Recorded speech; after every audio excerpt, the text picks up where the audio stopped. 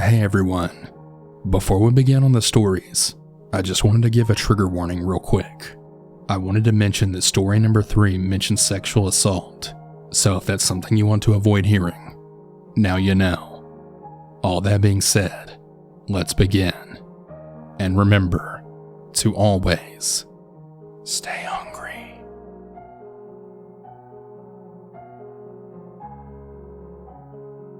To preface the story, I'm now a 24-year-old female. I grew up in a relatively large suburb for most of my life, from kindergarten until high school graduation. I lived in a decent neighborhood where no crime occurred, as the city I lived in was also a very safe community. This event occurred in my senior year of high school. My brother was a freshman at the time. Every day I would ride the bus to and from school until I finally got my license. There was this kid on the bus who we'll call Joe, who was really quiet and kept to himself. He lived in the next neighborhood over. I would always try and make conversation with him because I've always been the type to include people who were alone. He never really talked back, but he would make creepy and weird facial expressions, which I took as him replying. He was mute. I never heard him speak. Not once. I eventually gave up. But sadly, he was bullied, and all throughout high school. I, being the rebellious teenager, I decided to skip school, and without my mom's permission. My friends texted me to tell me there had been a bomb threat to the school that exact day, and that they evacuated. Thankfully though, the actual planning of the bombing wasn't followed through. Later I saw on the news and social media that it was the kid Joe from the bus, and he had blueprints, a plan, and had begun making a bomb. He ended up in a juvenile detention center for the rest of his teenage years. He was later on released as an adult. Years passed and I saw a familiar face on the news. It was Joe again.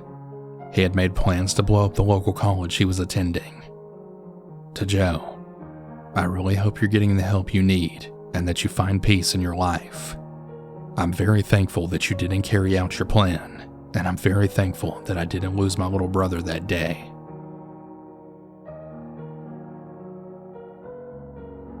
This story is about a woman who meant a great deal to me when I was in high school. For background, I was a really troubled child due to a chaotic upbringing. I was always in trouble, getting into fights, running away, stuff like that.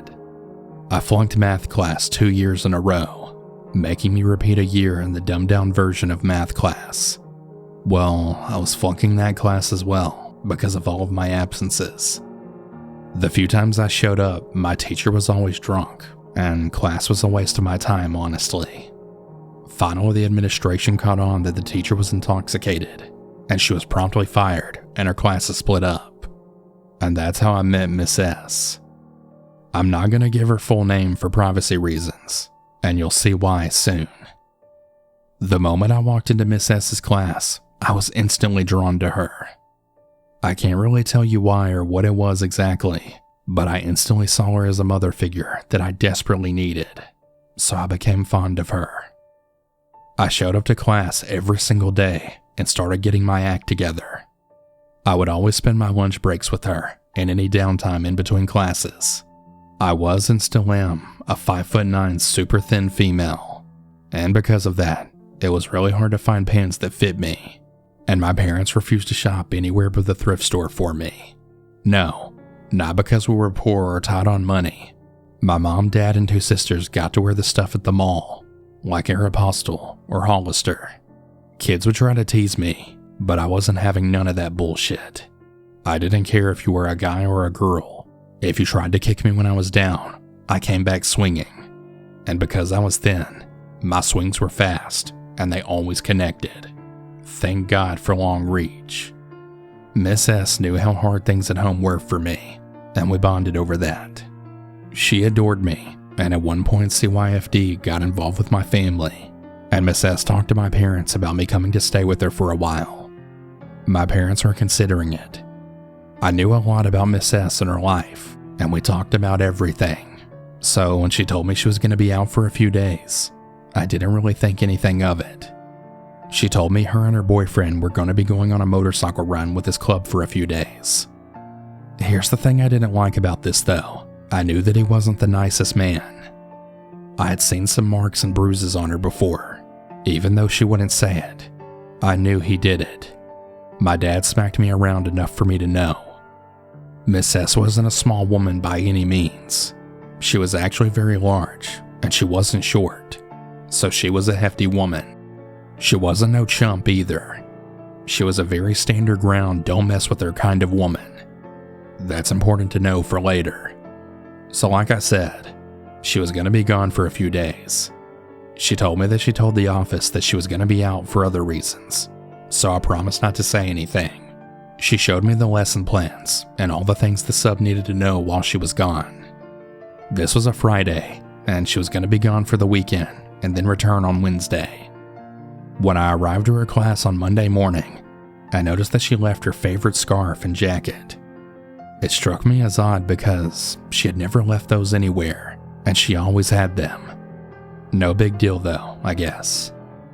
Well, Wednesday rolled around, and no Miss S. I thought that maybe they just took an extra day off. Nothing to be worried about. Then Friday came, and she still wasn't back. I thought for sure Monday. Then Monday came and went, and now I'm concerned. Since that Wednesday, I called her phone multiple times, and it would go straight to voicemail. I was unsettled, but I didn't know what to do. Wednesday finally came, and I was going to Miss S's class to check on the sub. And as I'm walking to her class, I see a man and an older lady, along with a security guard. I recognized the older lady. It was Miss S's mother. I started to speed walk towards them, and the security guard noticed me. She then said, "Oh, Dee, you're who I was looking for. Please, can you come with us?" I nodded my head yes, and turned to follow them. That's when I got a good look at the man.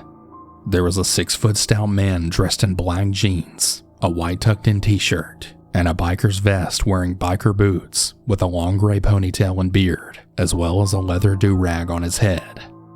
He looked angry, and he sounded even angrier, and his demeanor was as if he had better places to be. He made me uncomfortable. When we reached the office, I was led into a room where there was a cop and a detective waiting to speak with me, along with my principal and a guidance counselor.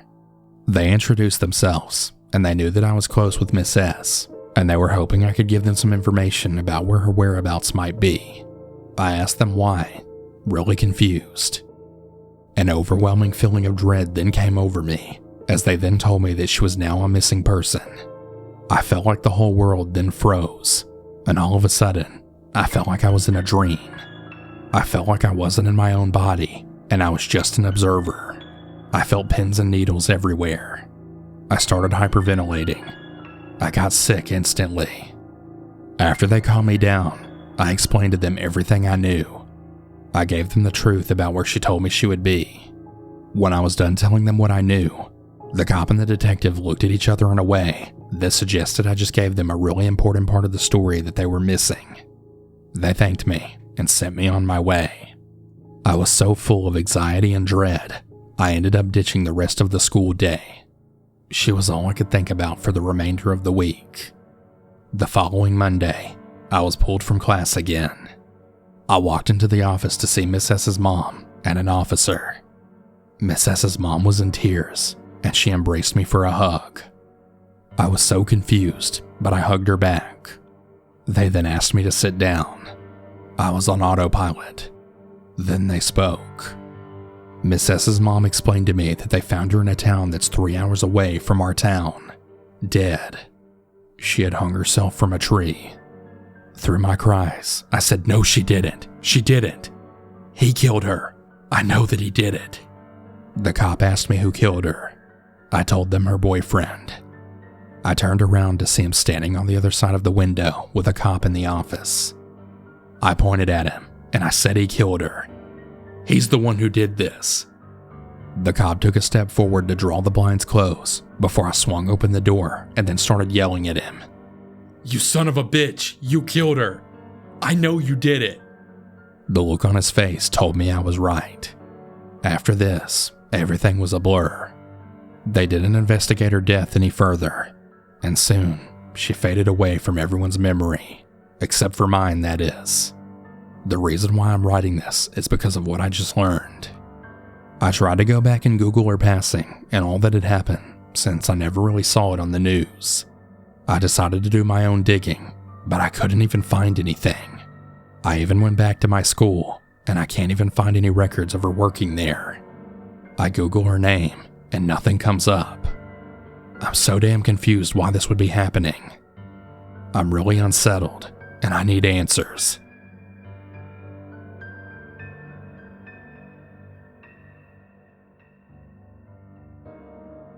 This podcast is sponsored by BetterHelp Online Therapy. We talk about BetterHelp a lot on this show, and this month we're discussing some of the stigmas around mental health. For example, a lot of people think you should wait until things get really bad to go get therapy, but that's just not true. Therapy is a tool to utilize before things get worse, and it can really help you avoid those lows. I know several people close to me that use BetterHelp, and it's really made a difference for their overall mental health, and I really think it's something worth checking out. BetterHelp is customized online therapy that offers video, phone, and even live chat sessions with your therapist, so you don't have to see anyone on camera if you don't want to. It's much more affordable than in-person therapy, and you can be matched with a therapist in under 48 hours. Give it a try and see why over 2 million people have used BetterHelp Online Therapy. This podcast is sponsored by BetterHelp, and the Dinner Table listeners get 10% off their first month at betterhelp.com/cannibal. That's BetterHelp.com/cannibal.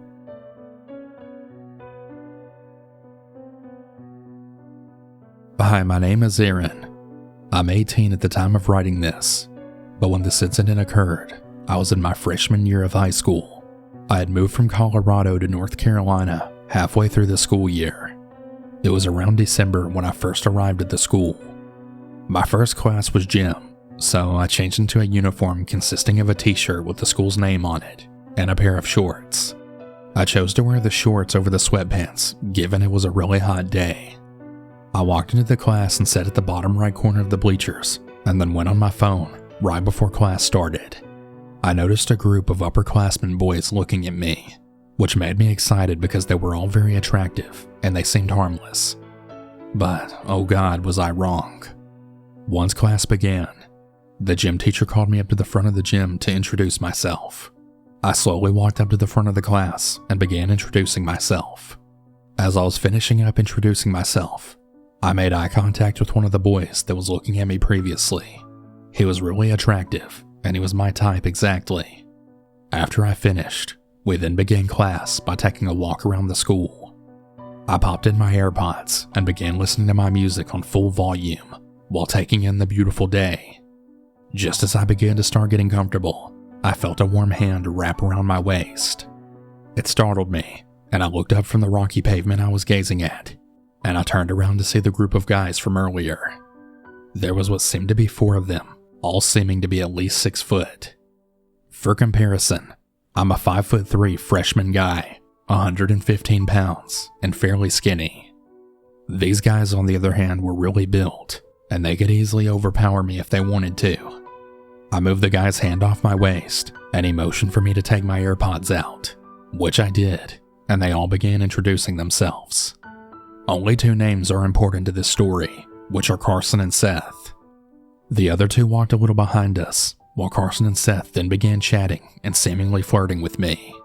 Carson then asked me, "So, not to be intrusive, but are you gay by any chance?" I blushed a little and then replied, "Yeah, I am. Are you two?" They both replied yes and smirked at each other. For some reason, this sent a chill down my spine, but I played it off as just me being nervous. After that day, we all started eating lunch together and hanging out at school as much as possible. But after about 2 weeks, something happened that has stuck with me to this day. I was in study hall when I got a group text from Carson and Seth asking if I wanted to come to the bathroom and vape with them. I had never vaped before, so I was kinda hesitant, but I ended up going anyway because I didn't want to be in my boring class anymore. Now, there's these single-person bathrooms next to every classroom for people who are non-binary or just want privacy, and I met the boys at the one near the study hall room and knocked on the door. They let me in, and as I walked in, I heard Seth lock the door. Now, not too unusual, but it made me feel really uncomfortable for some reason. I sat on the floor next to Carson, and we began talking. After a couple of minutes, I then felt a hand start running itself down my thigh. I noticed it's Carson's, and I softly move it. After a couple of more minutes, he put it back on my thigh, and then started moving it up into the rip in my jeans. I froze. I saw Seth and Carson give each other a look, and then they both started to move closer to me. I tried getting up, but Carson was holding my legs down. I asked them what was going on, and Seth said, "We really like you, Aaron." I then began struggling, and I was about to scream, before Seth then put his hand over my mouth, and then putting his other one up my shirt. I began crying and shaking, thinking of a way to get the hell out of there. But like an angel sent from heaven, there was a knock at the door. "Hey, is everything okay in there?" I heard two female voices say. Seth tightened his grip on my mouth, causing me to let out a sharp grunt. "Hey, if you don't open the door, we're gonna get the school security," one of them said, sounding concerned. Carson then yelled out, "Wait 1 second."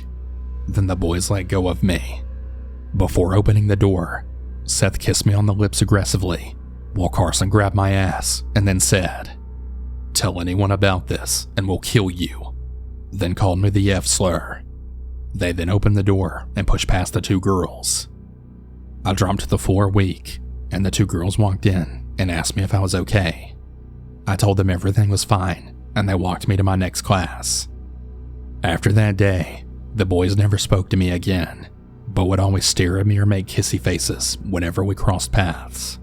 It's been about 2 years since all that happened, and my family moved back to Colorado, and things have been a lot better. But every time I think about that day, I thank God those girls were there, and God only knows what would have happened to me. If you made it this far, thank you for listening to my story. And for anyone out there who's a new student at a new school, or just in a new environment in general, please watch out for the red flags in people.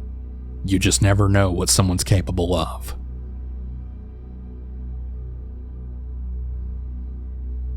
This happened back when I was in the 6th grade. For some context, at my school we have soft and hard lockdowns. A soft lockdown is when the teacher just locks the door and everyone's a little more quiet. And a hard lock is just a normal lockdown. Anyways, this happened in my 3rd period history class. We were talking about some country in Africa or something. When our teacher was in the middle of his sentence, the intercom started. "Attention everyone, we're going on a soft lockdown," someone said. I immediately feared for the worst. I even asked the people around me if their homeroom teacher said we were having a lockdown drill. They all responded with no. I eventually calmed myself down, thinking it was just my anxiety. But all of that changed when the intercom started back up. "Listen everyone, plans have changed. We're now going on a hard lockdown," they said. It sounded like he was going to say something else, but he hung up abruptly. We all then went and hid right behind the teacher's desk. About 5 minutes later, I then heard gunshots coming from the other hallway. That's when the situation became real to me. I started to hug my friend, thinking this would be the last time that I ever saw her. Eventually, we heard footsteps coming down our hallway. The only noises you could hear were their footsteps. The gunshots started up yet again in our hallway. I was really terrified that a bullet would come through the wall and hit me or another student, but luckily they had moved on to another hallway. It sounded like they were going to the 4th and 5th grade hall. Now, my little brother was in the 4th grade at the time. I was just praying to God that no one would die here. Sadly though, one person was in the bathroom and they got shot. Eventually the cops came and we finally found out what had happened. It turns out that it was 2 men who had opened fire in the school. My heart really breaks for the guy who lost his life in the bathroom that day. I kinda want to cry just thinking about that terrible day. I'm a freshman in high school now, and no one who went to our school will ever forget that day. I really hope the guy that got shot is resting in peace. I still can't believe it happened.